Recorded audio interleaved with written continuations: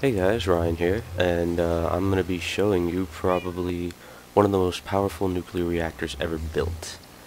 And to prove that it's pretty powerful, I just wanted to show you. Okay, so here I have an empty MFSU, and I'm going to show you how long it'll take to charge with this powerful nuclear reactor. Alright, so first we want to turn the cooling module on and turn the power on. And let's watch. Alright, so I paused the video kinda in between here, and so far it's been 4 minutes and 11 seconds. Well, 4 minutes and 20 seconds, that's exactly how long it takes to charge something like this, with a powerful nuclear reactor. And yeah, I know, it seems kinda crazy that I could do that really fast, so now I'm gonna be showing you how to set it up. Alright, well, I think this is all the materials that you need. And since I'm kind of doing this on the legit server, I did it a little far from my house, so I just put a bunch of slabs of reinforced stone. Anyway, so this is what you're gonna need. You're gonna need at least a block of ice, and you can get this by putting a snowball into a compressor, I believe, and that'll make it into a block of ice. And you're going to need 47 uranium cells. I know that's a lot. And you're gonna need 2 energy collectors, an energy condenser. You're going to need a filter, just a couple of pneumatic tubes, not really too many. I recommend red alloy wire, but you can use redstone wire for this too. It's easier with red alloy. You need a thermal monitor, a lever, a block of ice, and then this is designed for a 6-chamber nuclear reactor, so you need 6 chambers and of course a nuclear reactor. Oh yeah, and there's a couple other things I forgot. You're going to need a high voltage cable, the 4 times insulation. And you're also going to need a high voltage transformer. And of course some wires, whichever you prefer to connect to your machinery. So let's just use like glass fiber cables for this. Alright, so now let's get started. We're just going to set up the nuclear reactor here first. Okay, it looks like it's getting dark out. Alright. So let's see. Oh yeah, gotta place this down first. Oh yeah, I should probably say you might need like just a standard block for building or whatever. So I'm just gonna put that there, put that there. Alright, 1 chamber there, chamber there. Of course, 1 on top. Alright. We've got the reactor set up. Alright, now before you go any further, you're going to go ahead and take that block, just like kind of put it next to the reactor somewhere. Before we do anything else, just so you don't mess anything up, go ahead and take the red alloy wires and the thermal monitor. Just go ahead and shift click onto the reactor with the thermal monitor and it'll pop up right there. And leave it at 500, that's about good for if it overheats. Before you do anything, just attach the red alloy wire to this, because if you mess up anything, the thermal monitor will detect it and it'll shut off the reactor before anything bad happens. Yeah, I forgot to do that one time and I lost a lot of stuff. Legit. Alright, so, anyways. Let's go ahead and just take the lever, we can put that on there. And, oh yeah, I forgot shift click. Alright, so now let's go ahead and set up the cooling method. Let's see, okay, we already put that on there, put that on there.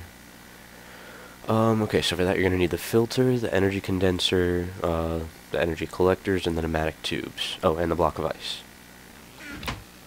So let's see here. We'll just put it right here, I guess. We'll put the condenser right there. Put 2 collectors next to it. And inside we're just going to put a block of ice. And then go ahead and attach the filter to this. I believe you shift click it this way. Hold on. Yeah, this collector's in the way. Like this. And make sure that the yellow part is facing the chest. And if you can't get it to stay right, go ahead and make yourself a screwdriver, I believe. Yeah, screwdriver, and you can just pretty much rotate it every which way. Yeah, so you just want the yellow part facing the chest and then the little hole right there. Alright, so now, now that we have that set up, as you can see, the ice is starting to build up with the collector, so just go ahead and take a stack of that and put it in the filter. It's going to transport, like, every... Oh yeah, I forgot you need a timer too, my bad. Timer. So pretty much every 1 second or 2 seconds, whatever, I recommend every 1 second, it's going to transport 64 blocks of ice into the reactor. Alright, and now for setting up what goes inside the reactor. Let's see. Alright, so you're going to need 7 stacks of 64 ice. So 1, 2, 3, 4, 5, 6, 7. And these are all going to go on the bottom part. So right here, pretty much just along this row, but leave the last 2 spots open. Ba-bam. Alright, alright, I'm just going to pause the video for a sec real quick here. I'm going to put all my inventory stuff in a chest so I have a little bit more room. Okay, I'm back. Alright, so, where were we? Alright, now it's time to, put the nuclear, or the uranium cells in there. Alright, before you do anything, make sure this is hooked up properly. As long as there's, just some form of redstone or whatever going directly to the reactor, then it should be fine. Or, better yet, just put the lever down, so it's turned off. Alright, so now we're going to start installing all of the uranium cells.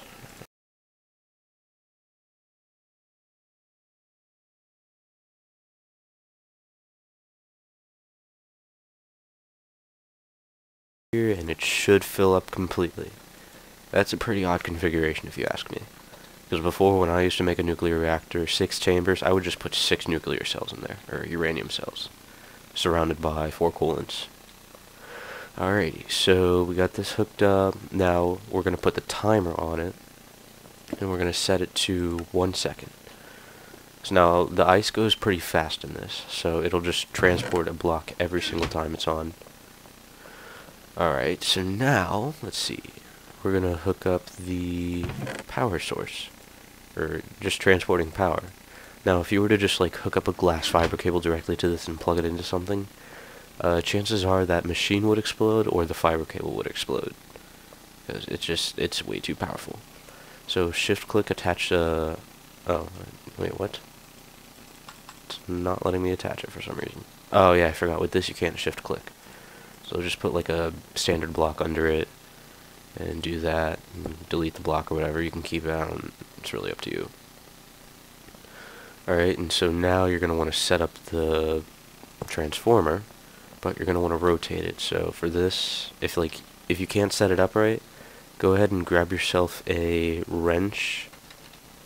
I recommend an electric wrench, but I think a basic wrench will work just fine. Unless you want to remove it, then it'll just destroy it, I think. Just right click it that way, and so, yep, that looks about good. The 3 holes have to be facing the high voltage cable. Alright, and just whatever you want to hook up to it, use your fiberglass cable or whatever cable you would normally use. Let's hook it up to maybe an MFSU, I guess. Just like that. Alright, so we're at 0 power. Let's go ahead and fire this up. And as you can see, the ice is already starting to pump in. And notice it pretty much takes a block every time. This is really stable, and it never goes above 500. And of course, it provides a shit ton of power. Look at that. Alright, so that's basically how you set it up. Oh yeah, one more thing. I don't know why I didn't say this at the beginning of the video. If you ever walk away from it, I just want to let you know that the heat will always build up. And the only problem with that is that when you walk away from it, this is considered an entity. So the further away you get from it, it'll stop functioning because it's not active in a chunk. So the cooling system will basically stop and this will explode. Or it'll just turn off with the thermal monitor. So if you don't want that to happen, go ahead and give yourself a world anchor or a dimensional anchor. I personally recommend dimensional because I really have so much trouble with world anchors. I can never get them to work. Alright, and just place it somewhere around here and increase it all the way to like 9 by 9 just to be safe. And there you have it. Here you have a pretty powerful nuclear reactor. Now I'm going to show you a couple ways to get fancy like you kind of saw in my house. So I'm just going to go ahead and head over there right now.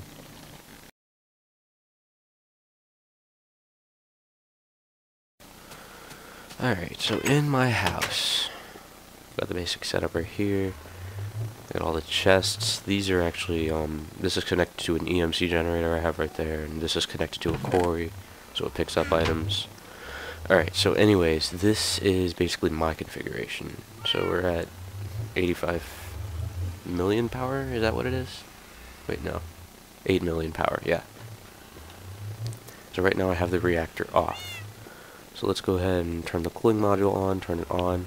If you want, you could set up a remote thermal monitor, so you can monitor it while you're not really near the reactor. This is really not that hard to build.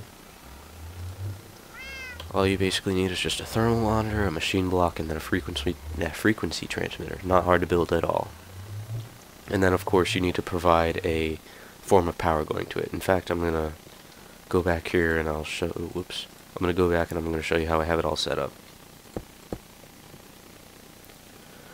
Yes, a bunch of redstone. It's all confusing. I got there's a condenser up there with the collectors next to it. I got the timer right there, and I have coolant being provided to it. It's working pretty well. And I have this. This is hooked up to a low voltage transformer, and it's going straight into the remote thermal monitor. So what you need for the remote thermal monitor is also a remote sensor kit, which is pretty easy to build too. Just need paper, another frequency transmitter, and then a thermometer. And what you do is when you have it, you right click it like anywhere on the reactor, and then it'll give you a card, and you put that card in here. But just like don't use a remote thermal monitor to replace a regular one, because this one's considered more safe. Because I couldn't get a redstone current to come out of here, so yeah, that was pretty scary. Alright, so now I'm gonna show you what happens when we lose cooling power. Well, let me just say it does take a while for the cooling power to go away, so I'm just gonna go ahead and kind of take blocks out as I go. Oh shit, that was fast.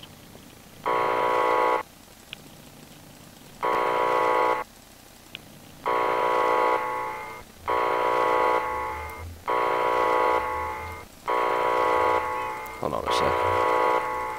Alright, there we go. So this is what happens when it loses all cooling power whatsoever. Cooling system failure, I got the light on, I got the alarm going off, I'm sure you guys love that, it's pretty annoying. So this can basically be fixed by just turning the cooling module back on.